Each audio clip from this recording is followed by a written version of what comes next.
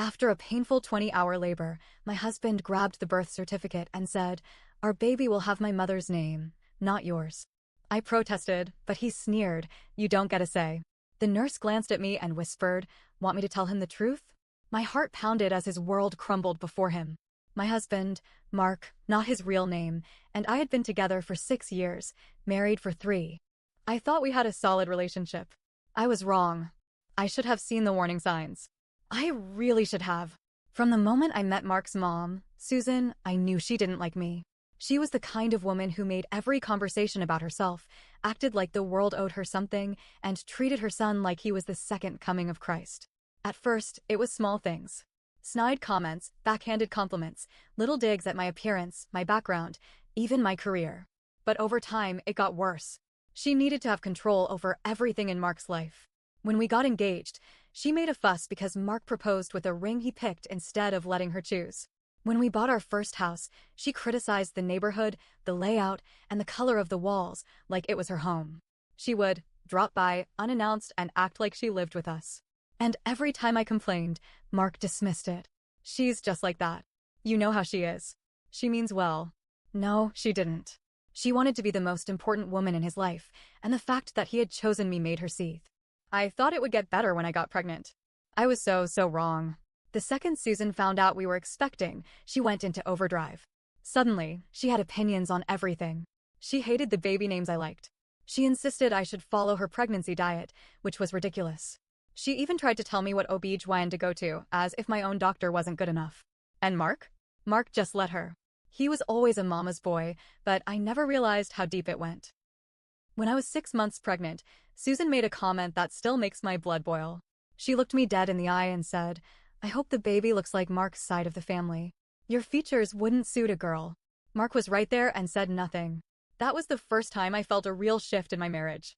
Fast forward to my due date. Labor was brutal. I was in pain for 20 hours. My body felt like it was being ripped apart, and Mark? He was barely there. I don't mean physically, he was in the room, but mentally, emotionally, checked out. He played on his phone, took calls from his mom, left the room twice to get coffee while I was screaming in pain. And then, finally, our daughter was born. I barely had a moment to hold her before Mark took the birth certificate paperwork from the nurse's hand. He didn't ask me about the name. He didn't even look at me. "Our baby will have my mother's name," he said, like it was a fact. I thought he was joking. He wasn't.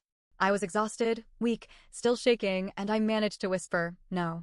We already chose a name together." He gave me a smirk. A smirk. You don't get a say. I felt like the air had been knocked out of my chest. Before I could even process what was happening, the nurse, an older woman with sharp eyes, leaned in close and whispered, "Want me to tell him the truth?" I turned my head to look at her, my heart pounding. I had no idea what she meant. And then I saw her expression. She knew something. And whatever it was about to change everything. I felt my heart hammer in my chest as I looked at the nurse. She knew something. Mark, still smirking like he had won some kind of game, was too busy scribbling on the birth certificate form to notice the shift in the air. I forced myself to speak, my voice weak but firm. "What do you mean?" I whispered to the nurse. Her eyes flicked to Mark, then back to me. "Not here," she muttered. "But trust me, you need to know." A chill ran down my spine. I looked at Mark, who was still oblivious, and something inside me snapped. I had spent years being the quiet, understanding wife, the reasonable one, the one who let things go. Not anymore. "You're not naming her after your mother," I said, my voice suddenly stronger. Mark stopped writing and looked at me like I had just slapped him. "Excuse me?" "She is our daughter," I said through gritted teeth. "We agreed on a name. You don't get to change it without me." His jaw tightened. "My mother, I don't care." I had never seen Mark truly angry at me before. Annoyed? Sure. Frustrated? Plenty of times. But this was different. His face twisted, and in a low, cold voice he said, "You don't get a say. After everything I've done for you? You should be grateful I'm even letting you put your last name on the certificate." I felt like I had been punched. The nurse sucked in a sharp breath. "Oh, hell no," she muttered. Mark wasn't done. "If you don't like it, maybe you shouldn't have been so difficult during the pregnancy. You had one job, to carry my baby. You don't get to decide things. That's my right." Something inside me shattered. And then the nurse did something I never expected. She snatched the clipboard right out of Mark's hands. "You will not speak to her like that." Mark's head snapped toward her, shock flashing across his face. What the hell? But the nurse wasn't listening. She flipped the papers over and stared at him. "You're lucky she doesn't know the whole story yet," she said coolly. And just like that, I knew. He had been hiding something. I looked at Mark. He had gone pale. "What is she talking about?" "Nothing," he said too quickly. "She's just lying," the nurse cut in. "I don't think so." Mark's eyes flicked between us, his whole body tensing. Then the nurse leaned down, lowered her voice and whispered, "You should check the insurance records." It took me a second to process what she said. But when I did, it hit me like a train. Mark had been the one handling the insurance paperwork throughout my pregnancy. I had trusted him to take care of it. I never questioned it. Why would I? Unless. I turned to him, my throat dry. "Mark, what did you do?" His hands clenched into fists. Nothing, but there was sweat on his forehead now. His breathing had changed. He was nervous. The nurse exhaled sharply, shaking her head. "I've seen this before. Women come in thinking everything is fine, trusting their husbands to handle everything. And then? They find out they're not even listed as the primary parent." I went cold. Mark shot up from his chair. "We're leaving." I ignored him. "You changed my insurance records?" My voice was shaking. "I did what I had to do," he snapped. "You don't understand. Then make me understand." Silence. The nurse folded her arms. "Do you want me to pull the records?" "Because I can. Right now." Mark's face twisted into pure rage. He turned to me. "You're not doing this. You just gave birth. You're hormonal. You're not thinking straight." But I was thinking straight. And I knew, without a doubt, he had screwed me over. Mark grabbed my wrist. Not hard, but firm. "We're not doing this here." I yanked my arm away. "You don't control me." His jaw twitched, and for the first time, I saw it real fear. Not anger. Fear. The nurse turned to me. "Do you want to see the records?" I didn't hesitate. "Yes." Mark let out a bitter laugh. "Fine. You want the truth? You were never supposed to see them." The room felt smaller. The nurse gave me a look. "Let me go get them." She walked out, leaving me alone with Mark. I stared at him. "You're going to tell me what's going on. Right now." He ran a hand through his hair. "You don't understand how hard this has been for me. My mom, your mom, she wanted me to handle everything." She said. He stopped, inhaled sharply. I waited. "She said she knew what was best for the baby," he finally admitted. "She said you were too emotional, too soft. That I had to take control." I felt sick. "So you, what? Took me off my own child's insurance? Made yourself the only legal guardian?" Mark didn't answer. That was all I needed to know. The nurse came back with a folder. She set it on my lap and opened it for me. And there it was. Mark had listed himself as the sole parent. My name was nowhere. My entire body went cold. "You were planning to take her from me." Mark didn't deny it. "I thought I was going to be sick." The nurse's voice was like steel. "You're lucky I caught this. I've seen women lose custody of their own babies because of things like this." Mark stood up. "You're overreacting." I shook my head. "I'm done." He laughed, an actual laugh, like I was a joke. "What, you think you can just leave? You just had a baby. Where are you going to go?" The nurse put a hand on my shoulder. "She won't be alone." Mark's smirk faltered. And that's when I knew his world was about to come crashing down. Mark's face was a mix of fury and desperation. I could see the gears turning in his head. He thought he could talk his way out of this, that he could manipulate me like he always did. Not this time. I turned back to the nurse. "What do I do now?" She looked at me carefully before saying, "Do you have family nearby? Someone you trust?" I did. My sister, Sophie. She lived about 30 minutes away, and unlike Mark, she actually cared about me. I pulled out my phone to call her, but before I could even dial, Mark snatched it out of my hands. "You're not doing this," he growled. The nurse stepped between us, her voice sharp. "Give it back to her. Now." He hesitated for half a second, then tossed my phone onto the hospital bed. "You're making a mistake," he muttered. I ignored him and called Sophie. She picked up on the second ring. "Hey, how are you? How's the baby?" I opened my mouth, but no words came out. My throat felt tight, like if I spoke, I'd break down completely. The nurse took the phone from me and spoke instead. "Hi, Sophie. This is Nurse Claire from the hospital. Your sister needs you here immediately." Sophie didn't even hesitate. "I'm on my way." Mark let out a bitter laugh. "Really? You're running to your sister? She doesn't even like me." I shot him a look. "Maybe because she saw through your bullshit before I did." His face darkened. "This is ridiculous." The nurse's voice was sharp. "No. What's ridiculous is what you tried to do. And trust me, hospital staff talk. We don't take kindly to men who try to steal their wives' babies." Mark's fists clenched, but he didn't say anything. I turned back to the nurse. "Can we change the paperwork?" She nodded. "Yes." And we're going to document everything. If he tries anything, there will be a legal trail. Mark stiffened. You're blowing this out of proportion. But he was sweating. He knew he had lost control of the situation. And then, his phone rang. At first, I didn't think much of it. But then I saw the name on the screen. Mom. And just like that, I knew. He hadn't done this alone. His mother was behind this. All of it. Mark declined the call, but I grabbed his wrist before he could put the phone away. You're going to tell me the truth, I said, my voice shaking with rage. There's nothing to tell. The nurse folded her arms. You can either tell her now, or she'll find out when she checks the legal records. Either way, it's over. Mark's eyes flicked to me, then to the baby in my arms. And for the first time, I saw guilt. I had to hear it from his own mouth. What did you do? Silence. I reached for his phone, but he yanked it back. Fine, he snapped. You want the truth? My mother said I had to make sure the baby was legally under my name only. That way, if you ever tried to leave me, you wouldn't be able to take her. The room spun. I tightened my grip on our daughter, my whole body shaking. She said she could get me a lawyer, he continued, his voice bitter. She told me the courts wouldn't favor you because you don't make as much money. That if I played it right, I could get full custody. My stomach twisted. His mother had been planning to rip my baby away from me before she was even born. The worst part? Mark went along with it. I felt like I was going to throw up. Why? I whispered. Why would you do this to me? Mark rubbed a hand over his face. Because you never respected my mother. The room went silent. The nurse sucked in a sharp breath. Oh, my God, she muttered. I laughed. A cold, hollow laugh. You tried to steal my child because I didn't worship your mother? Mark didn't answer. That was all I needed to know. The nurse turned to me. We're going to fix this right now. She grabbed my paperwork and walked out of the room, probably to get the hospital administrator involved. Mark moved toward me.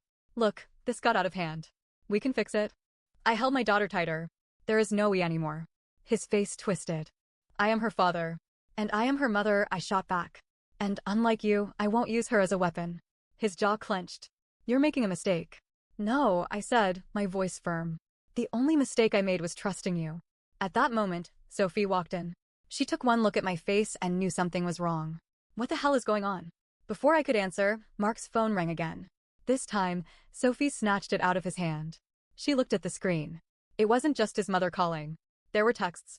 Lots of them. And when she unlocked the phone, because of course she knew his passcode, she went pale. She turned the screen toward me. And my world tilted again. There were messages between Mark and another woman. I can't wait to see you. Once the baby is here, we can finally be together. She won't have anything left. She'll be stuck. Sophie's face turned red with rage. Are you fucking kidding me? Mark's face went white. I stared at the messages, my vision going blurry. He hadn't just tried to steal my daughter. He had been planning to leave me for someone else. While I was pregnant. While I was carrying his child. I felt a calmness settle over me. A dangerous kind of calm. I looked at Mark and whispered, you have no idea what you've just done. Mark lunged for his phone, but Sophie yanked it back. Oh no, asshole, she hissed. You're not getting out of this. I couldn't take my eyes off the screen. The texts blurred together, my hands shaking as I scrolled. Mark had been having an affair. Not just a fling. A full-blown relationship. And it wasn't just cheating, it was calculated. She won't have anything left. She'll be stuck. That one text hit me like a bullet to the chest. It wasn't about love. It wasn't even about me. This was about control. He had planned to trap me, steal my baby, strip me of my rights, push me into a corner where I had nothing left. And then? He was going to leave with someone else. I felt like I was drowning. My heart pounded in my ears, my body still weak from labor, my newborn daughter asleep in my arms, completely unaware that the man who was supposed to protect her had already betrayed her before she could even open her eyes. I turned to Mark. Who is she? His mouth opened, but no sound came out. Sophie scrolled further, her expression darkening. Then she froze. Oh my God. She looked up at me, her eyes wide. You're not going to believe this. She turned the phone around again. And there, staring back at me, was a familiar name. The other woman was his mother's best friend's daughter. The same woman Susan had been pushing him toward for years. The perfect girl. The one she wanted him to marry instead of me. I felt like the world had tilted sideways. This wasn't just about control. This wasn't even just about cheating. This was planned. This was arranged. And Mark had gone along with it. I don't know what broke inside me, but I felt something snap. I stood up, still sore from labor, and shoved the phone against Mark's chest. How long? My voice was deadly calm. Mark was still pale. It's not what you think. Sophie laughed bitterly. Oh, really? Because it looks like you and Mommy Dearest were planning a whole new life without my sister. Mark's jaw clenched. She wasn't supposed to find out like this. I laughed. A sharp, humorless sound. Not supposed to find out like this? I repeated. So I was just supposed to wake up one day and realize my husband had stolen my baby and replaced me? He had the audacity to roll his eyes. You're being dramatic. Something in me ignited. I grabbed the birth certificate paperwork from the hospital tray and ripped it in half. You don't control me.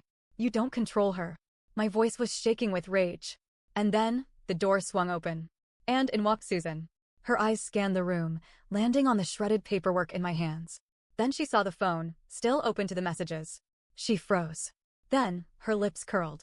Well, she said smoothly. I suppose there's no point in pretending now. Sophie let out a sound that was half laugh, half disbelief. Are you serious? You're not even going to deny it. Susan smirked. And that was the moment I realized she wasn't even sorry. This wasn't a mistake. This was her plan all along. I turned to Mark. You let her do this. Mark swallowed hard. He still hadn't said anything. Because there was nothing to say. He had betrayed me. Completely. Susan stepped forward, her voice eerily calm. Listen, sweetheart. You need to understand that this is what's best for the baby. I tightened my hold on my daughter. The best thing for my baby is to keep her as far away from you as possible. Susan sighed. Like I was a child throwing a tantrum. You don't have the resources to raise her alone, she said coolly. Be realistic. Mark makes more money. He has stability. You don't. Sophie snorted. Oh, shut the hell up. If you think my sister is going to roll over and let you steal her baby, you're dumber than I thought. Susan turned to Mark. Handle this.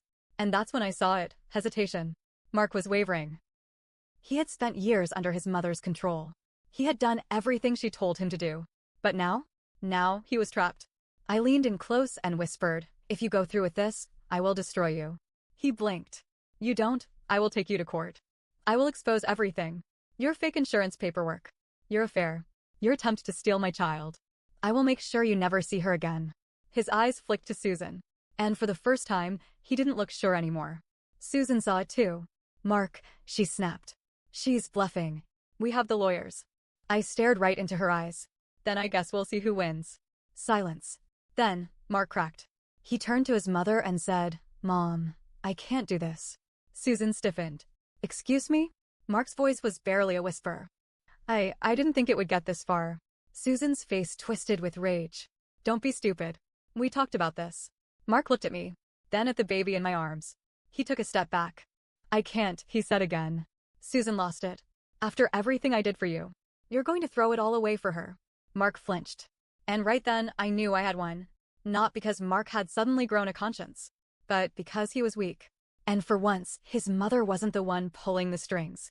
Susan stormed out, furious. Mark didn't follow her. Sophie called our lawyer cousin and had him rushed to the hospital.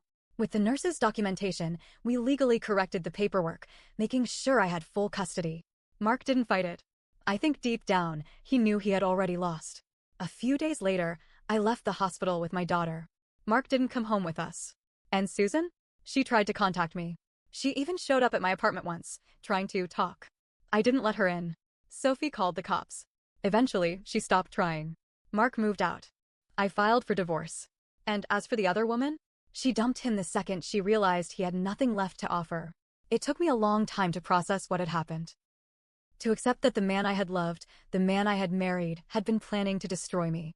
But now, holding my daughter, I knew one thing for sure. I had won. Not in some petty revenge way. Not in a way that made the pain disappear. But I had escaped. And Susan? She had lost.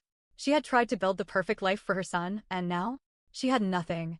And I had everything that mattered.